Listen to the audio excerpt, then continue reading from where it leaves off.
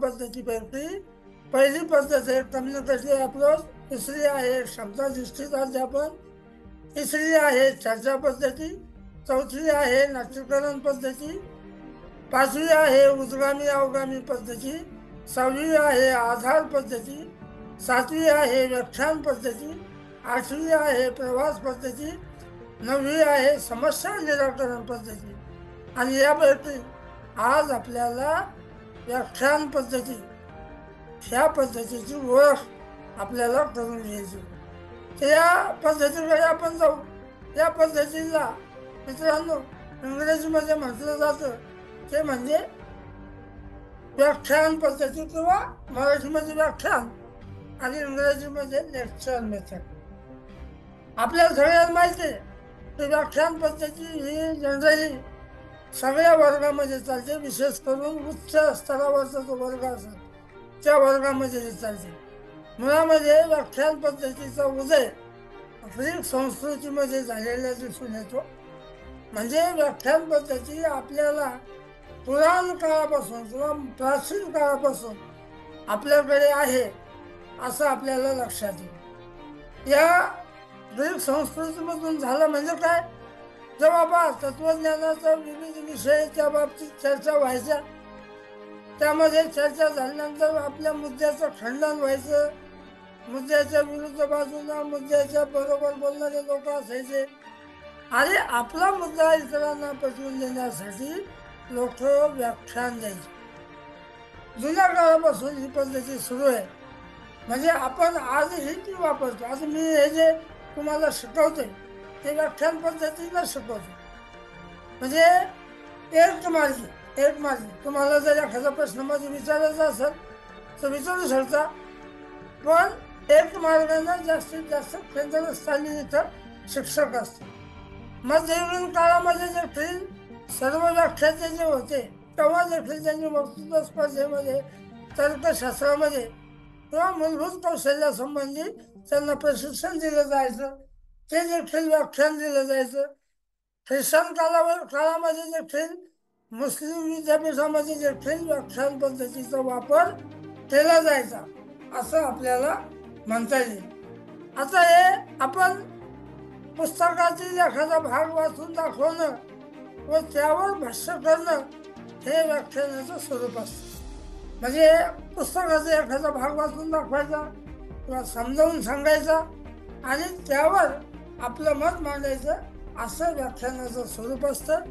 मोठ्याने वाचन केल्यामुळे काय होतं, विविध संस्कृती लिखित साहित्यातील अर्थ, भावना यातील सूक्ष्म फरक लक्षात येतो. नंतर काय झालं, 19व्या शतकामध्ये खडूफळा, शैक्षणिक साधनं, दिग्दर्शन पद्धतीचाही वापर व्हायला लागला. परंतु भाषा असेल, सामाजिक शास्त्र असेल, हे मात्र पूर्वीच्या पद्धतीनंच व्याख्यान दिल्याशिवाय ते समजत नाही. उदाहरणार्थ आपण इतिहास शिकवत असू किंवा समाजशास्त्र शिकवत असू तेव्हा मात्र व्याख्यान दिल्याशिवाय ती गोष्ट समजत नाही. आणि व्याख्यान दिल्यानंतर आपण विचारतो विद्यार्थ्यांना, किंवा तुम्हाला काही समजलं नसेल ते पुन्हा विचारा. म्हणजे आपल्याकडे वेगवेगळ्या विषयासाठी व्याख्यान पद्धतीचा उपयोग केलेला आपल्याला दिसून येतो. आज संपूर्ण जगातील विद्यापीठामध्ये व्याख्यान पद्धतीचा सर्वसामान्यपणे वापर होताना आपल्याला दिसून येतो. तर हे झालं व्याख्यान पद्धतीचं अध्यापनातील स्थान व महत्त्व. पुढे जाऊ आपण. व्याख्यान पद्धतीला तसं मी सांगितलं सुरुवातीला, ते व्याख्यान पद्धतीला इंग्रजीमध्ये लेक्चर असं म्हणतात.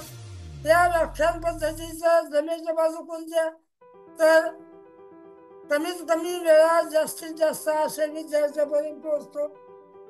त्यानंतर एखाद्या विषयाबाबत अस्तित्वात असलेले विविध मत, या मतांचा तोलनिक अभ्यास करून तो विद्यार्थ्यासमोर मांडता येतो. पुस्तकामधील अस्पष्ट किंवा अपुरा संबोध असेल त्याचं स्पष्टीकरण आपल्याला व्याख्यानाद्वारे देता येतं. विद्यार्थ्यांना जी माहिती सहजासहजी उपलब्ध होणार नाही अशी माहिती व्याख्यानाद्वारे देता येते. त्यानंतर व्याख्यान पद्धतीमुळे मोठ्या विद्यार्थी गटाचा जपन करणे शक्य होतं.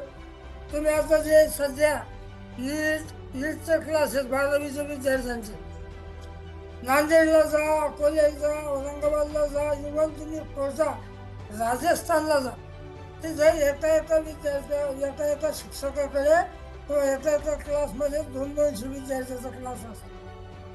मग हे लोक डायरेक्ट काय करतात, जरी आपण संगणकाचा वापर जरी करत असेल तरी प्रोजेक्टरचा जरी वापर करत असतील तरी देखील व्याख्यान पद्धतीशिवाय ते शिकवता येत नाही. म्हणजे एखाद्या मोठ्या विद्यार्थी गटात अध्यापन करणे शक्य होतं. क्रमिक पुस्तकामधून किंवा पुरवणी पुस्तकातून काय वाचावे याचं मार्गदर्शन करता येतं. व्याख्यानाचा परिणाम पुस्तकापेक्षा वरच्या दर्जाचा होतो. म्हणजे व्याख्यानानं विद्यार्थ्याला वेगवेगळी उदाहरणं देऊन सांगता येतात. त्यामुळं आपल्याला व्याख्यान पद्धतीचा उपयोग पुस्तकापेक्षा वरच्या दर्जाचा होतो. विविध विषयावरील विविध मतं जी असतात या दृष्टिकोनातून नेमके आवश्यक मुद्दे व्याख्यानातून शोधणं शक्य होतं. त्यानंतर भावनेला आवाहन करण्यासाठी एक चांगलं व्याख्यान चांगल्या छापील मजकुरापेक्षा अधिक प्रभावी ठरतं. मला इथं त्या अनुषंगानं सांगता येईल, बऱ्याच वेळा लोकांचं व्याख्यान ऐकल्यानंतर आपल्याला भरून येतं तेव्हा आपण उत्तेजित होतो, तेव्हा आपल्या भावना उचंबळून येतात, तेव्हा आपण लक्षात येतं की आजचं लेक्चर खूप छान झालं. बऱ्याच वेळा हे लोक भाषण करतात बघा, भाषण म्हणजेच व्याख्यानाचा एक नमुना. हे व्याख्यान जेव्हा करतात किंवा भाषण जेव्हा करतात, वेगवेगळे मुद्दे जेव्हा आपल्याला भाषणातून पटवून सांगतात, एखादा वक्ता जर एखाद्या बाबीवर बोलत असेल ते देखील व्याख्यानाचं रूप. मग असं एखादं लिहून देण्यापेक्षा ते जर आपण चांगलं व्याख्यान एखाद्याच्या तोंडून ऐकलं तेव्हा आपल्याला भावनेला आवाहन करता येतं आणि ते अधिक प्रभावी ठरतं. हे चांगल्या व्याख्यानाचा एक नियम आहे. आसुबेलच्या मते व्याख्यान ऐकत असताना श्रोता हा निष्क्रिय नसतो, तर तो वैचारिकदृष्ट्या ॲक्टिव्ह असतो, क्रियाशील असतो. आसुबेलनं याच्यामध्ये शोध लावलेला आहे या व्याख्यान पद्धतीच्या बाबतीमध्ये. तर आसुबेल या शिक्षण तज्ञांचं शास्त्रज्ञाचं मत असे तर जेव्हा एखादं, आता तुम्ही सुद्धा हे व्याख्यान माझं ऐकत आहात पण तुम्ही निष्क्रिय नाही आहे, कारण मी जे बोलतोय त्यावर तुम्ही विचार करून वैचारिकदृष्ट्या क्रियाशील आहात. जरी तुम्ही मला दिसत नसला तरी देखील हे वैचारिकदृष्ट्या तुम्ही क्रियाशील आहात. हे आपल्या व्याख्यानाचं काय म्हणतो आपण त्याला महत्त्व आहे. या व्याख्यानाच्या बाबतीमध्ये आपल्याला असं सांगता येईल. त्यानंतर मित्रांनो, आपल्याला या व्याख्यान पद्धतीचं हे पण सांगता येईल, काय म्हणतो आपण त्याला हेतू. व्याख्यान पद्धतीचा विषय आपल्याला सांगता येईल ते म्हणजे लेक्चर. याला इंग्रजीमध्ये लेक्चर असं म्हणतात. लेक्चर म्हणजे टू रीड अलाउड हा लॅटिन शब्द आहे. रीड अलाउड म्हणजे मोठ्यानं वाचणं, मोठ्याने वाचणं किंवा त्याचं स्पष्टीकरण करणं. मध्ययुगीन युगामध्ये विद्यापीठामध्ये जेव्हा एखाद्या ग्रंथाचं वाचन केलं जायचं, त्याच्यावर भाष्य केलं जायचं, हे भाष्य करणं म्हणजे व्याख्यान पद्धतीचं महत्त्वाचं घटक. त्यामुळे लेक्चर मेथड, त्याला मराठीमध्ये व्याख्यान पद्धती हा शब्द रूढ झाला. आणि त्यामध्ये नंतरच्या काळामध्ये त्याचे काही स्वरूप बदल झाले, पण त्याच्या नंतर स्वरूप बदल झालं, त्याच्यावरून व्याख्या तयार करण्यात आल्या. त्या व्याख्या म्हणजे नंबर 1ची व्याख्या जी आहे ती म्हणजे आपण ती व्याख्या पाहू. नंबर 1ची व्याख्या ती म्हणजे वेगळी व्याख्या. काय व्याख्यानामध्ये शिक्षक बोलतो, वस्तू दाखवतो, हा संवाद पूर्णतः एक मार्गी असतो. की सुरुवातीला सांगितलं तर हा संवाद पूर्णतः एक मार्गी असतो. त्यानंतर शिक्षकांकडून विद्यार्थ्याकडे ही माहिती तो त्यांच्या कल्पनेचा प्रवाह वाहत जातो. म्हणजे व्याख्यानामध्ये शिक्षक बोलतो, वस्तू दाखवतो आणि हा संवाद पूर्णपणे एकमार्गी असतो. त्याला विद्यार्थ्याला प्रश्न विचारण्याची संधी कमी असते. म्हणजे शिक्षकाकडून विद्यार्थ्याकडे माहिती आणि कल्पनांचा प्रवाह वाहतो, त्याला आपण व्याख्यान म्हणतो. दुसरी व्याख्या आहे ब्राऊनची. ब्राऊनने म्हटलेलं आहे की द्रुत सर्व साधनांचा किंवा अंशतः प्रश्नाचा वापर करून अनेकांशी एकमार्गी संवाद साधणं म्हणजे व्याख्यान. त्यानंतर हेर नावाच्या समिती नेमली होती. या हेर नावाच्या समितीने याची व्याख्या केलेली आहे 1964 मध्ये. ती म्हणजे कोणती जासूसाच्या एखाद्या विषयाच्या सलग विवेचनासाठी पूर्णतः अथवा प्रामुख्याने केलेला एकमार्गी संवाद म्हणजे व्याख्यान. म्हणजे एखाद्या जासूसाच्या सलग विवेचनासाठी पूर्णतः किंवा एकमार्गी केलेला संवाद म्हणजे व्याख्यान. त्यानंतर UGCने एक व्याख्या तयार केली होती 1964 मध्ये. ती म्हणजे शिकवणाऱ्याने एकतर्फी बोलणे व शिकणाऱ्याने त्यांचे बोलणे ऐकणे म्हणजे व्याख्या. तर या 3-4 व्याख्यान आपल्याला 3-4 व्याख्या आपल्याला व्याख्यानाच्या बाबतीमध्ये सांगता येतील. पुढे जाऊ आपण. त्यानंतर ह्या व्याख्यानाच्या बाबतीमध्ये आपल्याला असं देखील सांगता येईल ते म्हणजे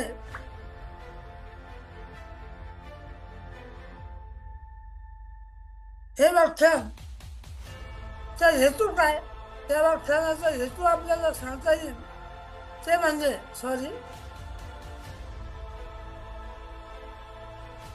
दिसतंय ना. हो सर, दिसतंय सर. नजरेला दे. ठीक आहे. व्याख्यानाचे हेतू जमेच्या बाजू पाहिले आपण. त्यानंतर व्याख्यानाचे स्वरूप आपल्याला पाहिजे ते म्हणजे व्याख्यानाचं स्वरूप. आता व्याख्यानाचं स्वरूप पाहत असताना आपल्याला असं सांगता येईल की साधारणपणे 4 टप्प्यामध्ये हे व्याख्यान चालतं. म्हणजे सुरुवातीला जर आपल्याला एखादं व्याख्यान द्यायचं असेल तर आपल्याला त्या व्याख्यानाचा हेतू लक्षात घेतला पाहिजे. त्यानंतर त्या व्याख्यानाचा हेतू लक्षात घेतल्यानंतर किंवा आपल्याला कोणाला व्याख्यान द्यायचे, कोणता विद्यार्थी वर्ग आहे, कोणता श्रोता आहे, हा हेतू आपल्याला लक्षात घेतला पाहिजे. त्यानंतर आपल्याला हेतू लक्षात घेतल्यानंतर आपल्याला ज्या विषयावर व्याख्यान द्यायचं त्या विषयाच्या व्याख्यानाचं माहिती जी आपल्याला आहे ती विद्यार्थ्यापर्यंत किंवा श्रोत्यापर्यंत गेली पाहिजे. म्हणजे माहितीचं संक्रमण, ती माहिती ट्रान्सफर झाली पाहिजे. पण ट्रान्सफर करताना ही माहिती मौखिक असते, तोंडी असते. त्यानंतर ही माहिती देत असताना आपल्याला आवाजामध्ये चढ उतार करावा लागतो. म्हणजे शब्दभेद व्यवस्थित जर झाली तर ती विद्यार्थ्यापर्यंत जाते. म्हणजे एक्स्ट्रा व्हर्बल आपल्याला त्यामध्ये वापरावं लागतो. त्यानंतर काही अशाब्दिक गोष्टी देखील आपल्याला व्याख्यानामध्ये करावं लागतात. म्हणून व्याख्यान करताना समोरासमोर असल्यानंतर श्रोता काही अशाब्दिक संकेत सुद्धा देतो किंवा माहितीचं संक्रमण करताना एखादा अशाब्दिक इशाराही करतो. ते देखील आपल्याला अर्थपूर्ण वाक्यामध्ये समजतं. त्यानंतर हे व्याख्यान देताना किंवा आपल्या माहितीचं संक्रमण करताना शैक्षणिक साधनांचा वापर आपल्याला करावा लागतो. म्हणजे या 4 प्रकारे आपल्याला माहितीचं संक्रमण करता येतं. ते माहितीचं संक्रमण म्हणजे पहिल्यांदा हेतू झाल्यावर आपण ज्या हेतूसाठी बोलणार आहोत त्या हेतूचं, त्या माहितीचं संक्रमण आपल्याला या पद्धतीनं करता येतं. आता हे संक्रमण करताना तुम्ही जसं ऐकत आहात तसंच आपल्याला हे ऐकत आहात. म्हणजे आपल्याला या माहितीचं स्वीकृतीकरण आपल्याला करावं लागतं माहितीचा स्वीकृतीकरण, म्हणजे ऍक्सेप्टन्स. तुमच्याकडून समजलं नाही समजलं म्हणून आपण वर्गामध्ये हे सांगत असतो, व्याख्यानामध्ये किंवा एखादा स्वतःला वक्ता सांगत असतो का तुम्हाला मध्ये मध्ये प्रश्न विचारणार तेव्हा त्यांची संमती घेणं, त्यांना समजताही नाही समजताय हे पाहण्यासाठी मध्ये मध्ये एखादी कृती व्याख्यानामध्ये केली जाते, त्याला म्हणतो आपण माहितीचं सूत्रीकरण. तुम्ही जसं ऐकत आहात म्हणजे तुम्ही ऐकू आहात, तुम्ही जरी ऐकत असाल पण तुम्ही सजग आहात, ऐकत आहात. म्हणजे मी जर सांगतो की माहितीचं सूत्रीकरण करत आहात. आणि त्यानंतर दुसरा स्टेप आहे ती म्हणजे निष्पत्ती, आउटपुट. म्हणजे एक हेतू, माहितीचं संक्रमण, माहितीचं सूत्रीकरण आणि त्या माहितीचं किंवा त्या व्याख्यानाची निष्पत्ती. म्हणजे विद्यार्थी मित्रांनो, व्याख्यानाद्वारे किंवा एखादं लेक्चर सांगत असताना माहितीचं संक्रमण होतं आणि विद्यार्थ्याची स्वीकृती होते. म्हणजे आपल्याला हेतू माहीत असतो. हेतू काय, हेतू झाल्यानंतर तो हेतू निश्चित झाला ते आपण विद्यार्थ्यांना शाब्दिक, आवाजातील चढउतार, अशाब्दिक द्रष्टश्राव्य साधने वापरून आपण विद्यार्थ्यांना या माध्यमामधून सांगत असतो. विद्यार्थ्याला त्याचं समज तयार होते, त्याची बाधा त्याला होते आणि विद्यार्थी अवधान त्या आपल्या बोलण्याकडे लक्ष केंद्रित करतो. आणि अवधान जेव्हा लक्ष केंद्रित करतो तेव्हा ते त्याच्या स्मृतीमध्ये साठवलं जातं, अल्पकालीन स्मृतीमध्ये साठवलं जातं. आणि अल्पकालीन स्मृतीमध्ये साठवल्यानंतर ते हळूहळू त्याला जर पुनरावृत्ती झाली त्याची तर ते दीर्घकालीन स्मृतीमध्ये जातं. आणि दीर्घकालीन स्मृतीमध्ये गेल्यानंतर त्यावर आपल्याला निष्पत्ती मिळते. ते आपलं व्याख्यान विद्यार्थ्यापर्यंत पोहोचलं, समजलं, त्याची चुकलं विद्यार्थी देतात, त्याला प्रतिसाद देतात. म्हणजे विद्यार्थी समजलं हे त्याच्या व्याख्यानावरून लक्षात येईल. तर हे व्याख्यानाचं पद्धतीचं स्वरूप आहे मित्रांनो.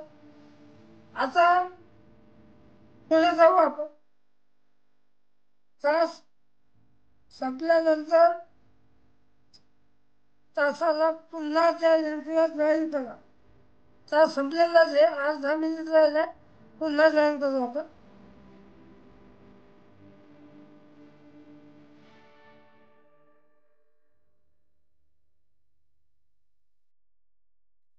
आज आम्ही जायला पुन्हा जॉईन करा. सांगितला तर तो विद्यार्थी लिहून आणतो, म्हणजे निष्पन्न होतं, त्याच्यापासून निष्पत्ती होते. तर हे विद्यार्थ्याची ज्ञान सुकृती व निष्पत्ती त्याचा संबंध या व्याख्यानाच्या स्वरूपामधून आपल्याला लक्षात येईल. त्यानंतर आपल्याला पुढे जायचे ते म्हणजे या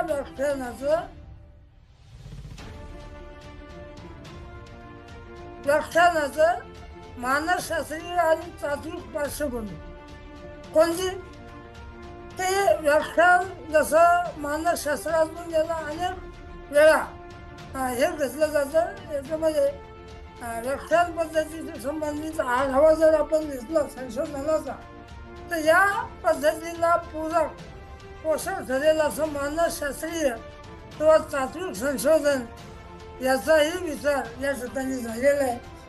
मानसशास्त्राचा विचार जर आपण केला तर या व्याख्यान पद्धतीत उपयुक्त आहे असं मानसशास्त्र सांगतो.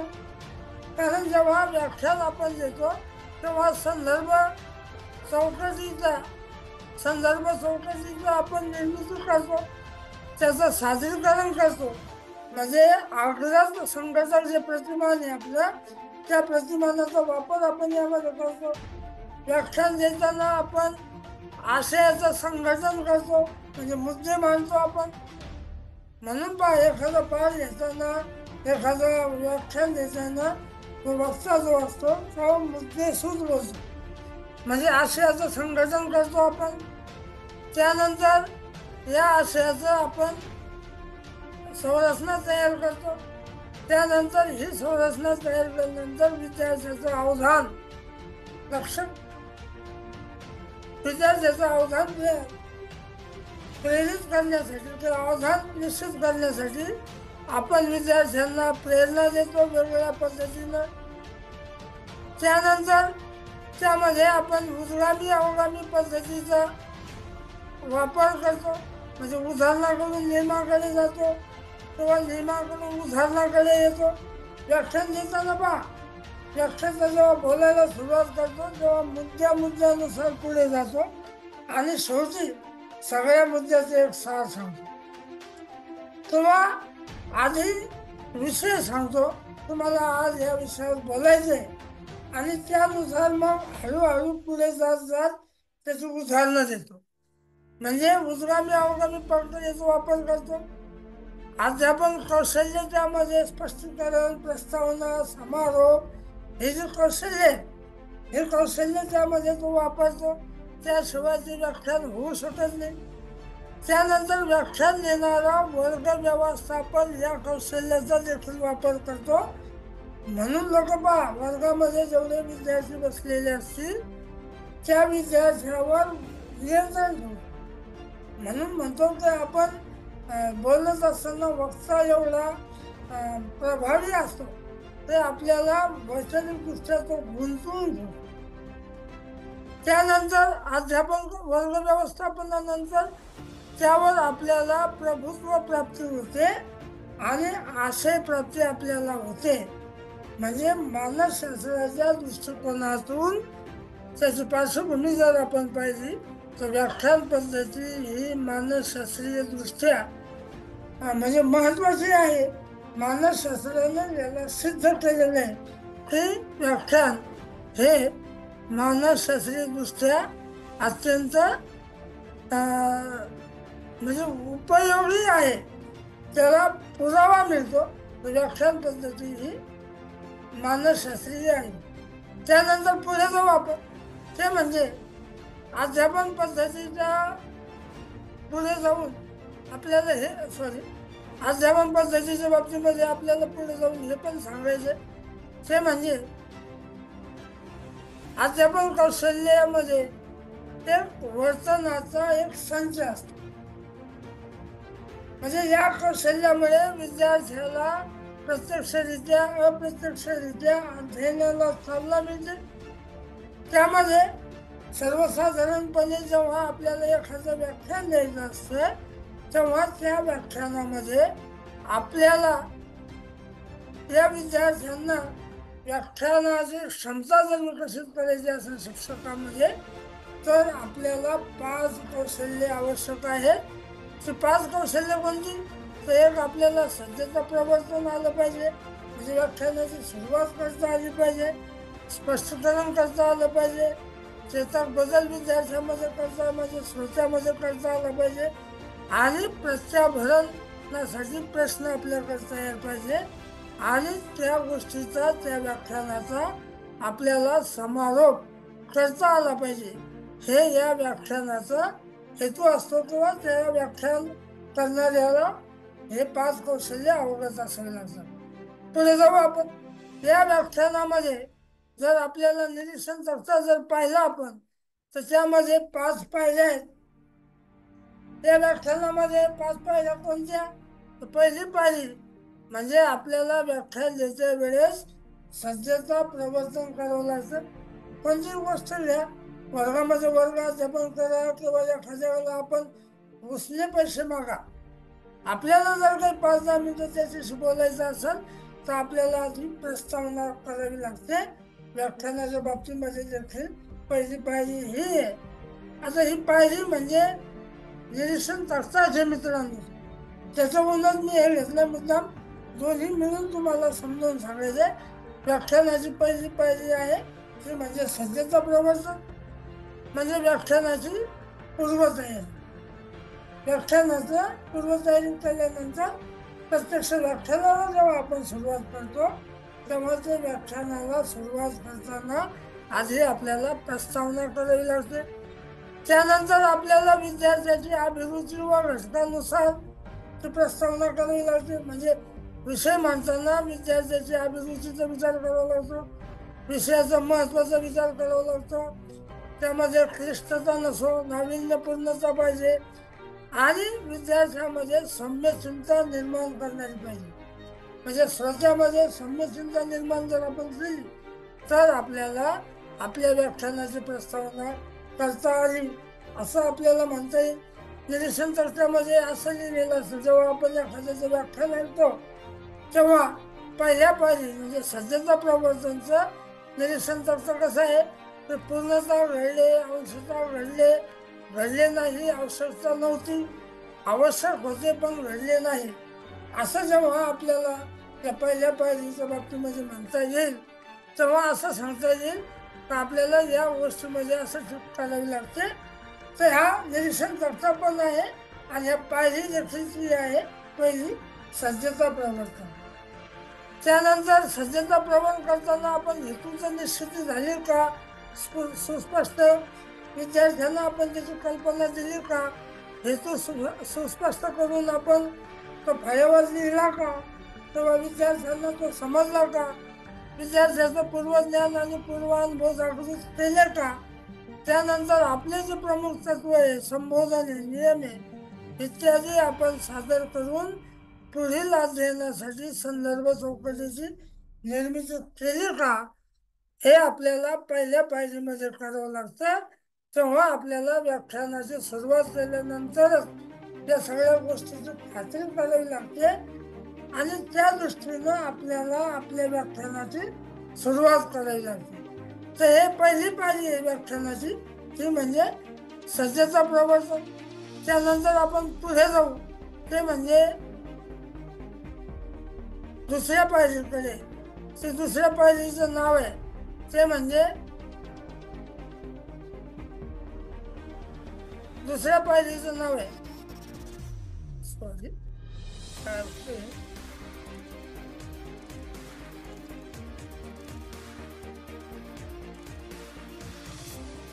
दुसऱ्या पायरीचं नाव आहे ते म्हणजे पुढे गेलो आपण जास्त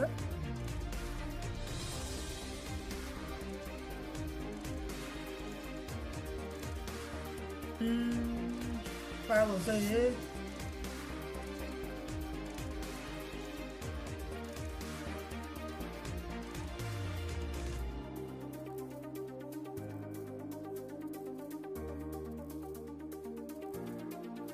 पहिली झाली सज्जता प्रवर्तन. पुढे गेलं पहिली पायरी झाली सज्जता प्रवर्तन. दुसरी पायरी ती म्हणजे विषय विवेचन. सज्जता प्रवर्तन म्हणजे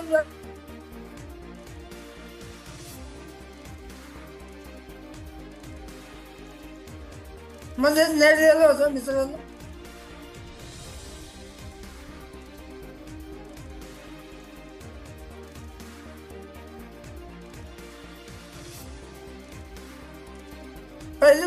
पहिली पायरी होती आपली ती म्हणजे सज्जता प्रवर्तन आणि दुसरी पायरी जी आहे ती म्हणजे विषय विवेचन.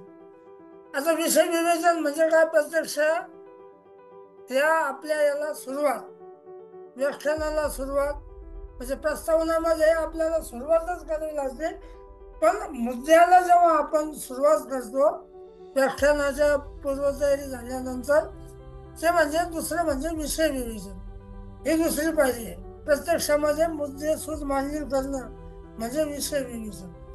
मग यामध्ये आपल्याला आवश्यक मुद्द्यांचा व्याख्यानामध्ये समावेश करावा लागतो, मुद्द्यांचा समावेश करावा लागतो, मुख्य मुद्द्यांचा. त्यानंतर आशयाचे पूर्णता, अंशता, क्रमबद्धता, संयोजन करावं लागतं, तुलना करावं लागतं. म्हणजे अशा पद्धतीनं मुद्द्यांची एक गुंफण करून आपल्याला पुढे जावं लागतं. आशयाचं संघटन करावं लागतं. ते विद्यार्थ्यांना किंवा श्रोत्यांना ते स्पष्ट होतं का हे पाहिलं गेलं पाहिजे. व्याख्यानामध्ये उदाहरणं, नियम, उदाहरणाचा वापर करावा लागतो. त्यानंतर एका मुद्द्याकडून दुसऱ्या मुद्द्याकडे जाताना त्याचा स्पष्ट संदेश विद्यार्थ्यापर्यंत गेला का नाही, श्रोत्यापर्यंत गेला का नाही हे पाहिलं जातं. त्यानंतर प्रत्येक मुद्द्याकडे, महत्वाच्या मुद्द्याकडे वेळोवेळी लक्ष वेधलं का नाही हे पाहिलं जातं. त्यानंतर योग्य त्या ठिकाणी मुद्द्यांची नोंद केली का नाही हे आपल्याला पाहिलं जातं.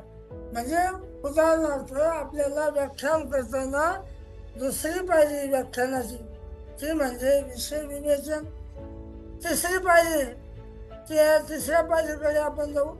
तिसरी पायरी आहे त्या ती म्हणजे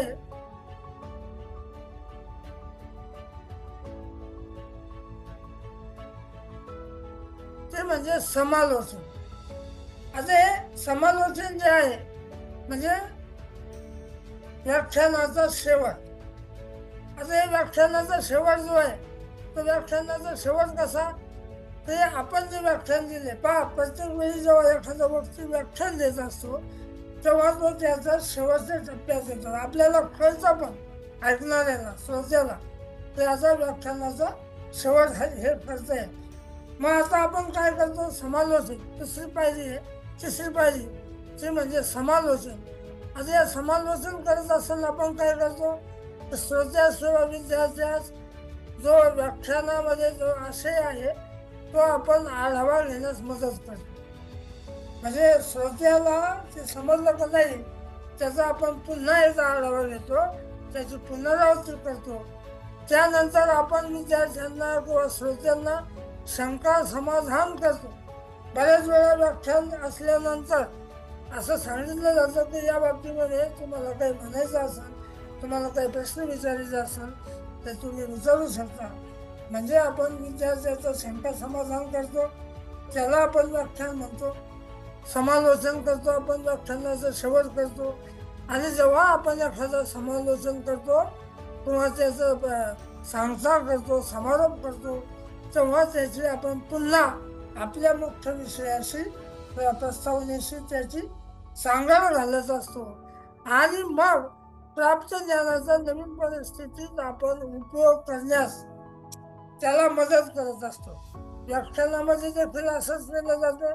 म्हणजे आपल्याला एखादं व्याख्यान ऐकल्यानंतर विचार प्रवृत्त करणारं व्याख्यान आपण म्हणतो त्याला. ते म्हणजे काय, ते आपल्याला जे होमवर्क दिलेलं असतं ते आपल्याला जे एखाद्या व्याख्यानानं जे सांगितलंय ते आपल्याला विचार करायला लावतं. म्हणजे आपल्याला प्राप्त ज्ञानाचं नवीन परिस्थितीमध्ये उपयोजन करण्यास तो भाग पाडतो. तशी मदत तो आपल्याला करत असतो. तर विद्यार्थी मित्रांनो, अशा पद्धतीनं या व्याख्यानाच्या 3 पायऱ्या आहेत. त्यामध्ये एक म्हणजे आपण सत्याचं प्रवर्तन म्हणजे व्याख्यानाची सुरुवात.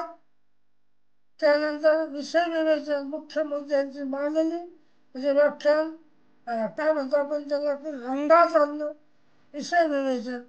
आणि तिसरं म्हणजे ते म्हणजे समालोचन. तर या 3 पायऱ्यानं व्याख्यान चालतं. वर्गामध्ये नेहमीप्रमाणे आपण अशाच पद्धतीनं व्याख्यान देत असतो. विशेषतः शाळेमध्ये आपण खालच्या वर्गाला हे व्याख्यान पद्धती शक्यतो काय म्हणतो सूट होत नाही. पण मुख्य जेव्हा मोठा वर्ग असतो तेव्हा मात्र ही व्याख्यान पद्धती वापरली जाते, हे लक्षात घ्या. त्यानंतर आपलं पुढचं आहे ते हे व्याख्यान पद्धतीच्या मर्यादा आहे किंवा व्याख्यान पद्धती दैनंदिन अध्यापनामध्ये जर आपल्याला वापरायची असेल त्यासाठी उपाय कोणते, तर आपल्याला व्याख्यानामधून विचारांना चालना मिळाली पाहिजे. विचाराला जर चालना मिळाली नाही तर विद्यार्थी निष्क्रिय बनतात. म्हणून आपण त्याच्या संक्रमण जर चांगल्या पद्धतीने व्याख्यानाचं व्हायचं असेल तर आपल्याला त्याला निष्क्रिय बंद बनवता विचारांना चालना दिली पाहिजे. त्याच्यामध्ये आकलन शक्ती, तर्क, अनुमान इत्यादी शक्तीचा विकास आपण करायला घेतला पाहिजे. त्यानंतर पुस्तकाची माहिती व्याख्यानातून सांगितल्यास वेळेचा अपव्यय होतो असे आक्षेप त्याच्यामध्ये होतो, मर्यादा असतात. त्यामुळं आपण पुस्तकाची माहिती न सांगता पुस्तकाचा आशय घेऊन आपल्या शब्दामध्ये जे व्याख्यान दिले पाहिजे. त्यासाठी आपण वेळेचा अपव्यय न झाला पाहिजे ही एक मर्यादा आहे. त्यानंतर दुसरी मर्यादा आहे 40 ते 50 मिनिटं सतत श्रवण मग्न राहणे विद्यार्थ्यांना कठीण जातं. म्हणून आपण विद्यार्थ्यांना श्रोते बनवू नये, कारण व्याख्यान हे एकमार्गी असतं. त्यामुळं त्या विद्यार्थ्याला समजलं नाही समजलं हे आपल्याला काहीच कळत नाही. म्हणून ह्या खालच्या वर्गामध्ये व्याख्यान पद्धतीला मर्यादा आहे. त्यानंतर ही पद्धती शिक्षक केंद्रित जरी असली तरी शिक्षकामध्ये कित्येक वेळा विषयापेक्षा स्वतःची माहिती अथवा विषयाला फार आवश्यक नसलेली माहिती त्या व्याख्यात्याकडून दिली जाते. म्हणजे शिक्षक केंद्रित म्हणजे मीच बोलणार व्याख्यानामध्ये, शिक्षकच बोलतो किंवा व्याख्यान देणाराच बोलतो, विद्यार्थी किंवा श्रोता निष्क्रिय होण्याची भीती असते. त्यामुळं एखाद्या वेळी विषयापेक्षा दुसरीच माहिती त्या विद्यार्थ्याला दिली जाते किंवा त्या श्रोत्याला दिली जाण्याची शक्यता असते. मोठ्या व्याख्यानातील महत्त्वाचे किंवा निवडक मुद्द्यांची सुपल्या घेण्याचं कौशल्य विद्यार्थ्यामध्ये नसतं. त्यामुळे देखील व्याख्यानातला बराचसा भाग वाया जातो. आता बघा, तुम्ही हे मी व्याख्यान देते, त्या व्याख्यानामध्ये तुम्हाला ह्या गोष्टीचं हे पण होते तर तुम्हाला टिप्पण लिहिणं जमत नाही आहे. त्यामुळं बराचसा भाग याचा वाया गेलेला आहे असं आपल्याला सांगता येईल. त्यानंतर पुष्कळ वेळी शिक्षकाचं किंवा व्याख्यान द्यायच्या ठिकाणी व्याख्यान कौशल्य नसतं.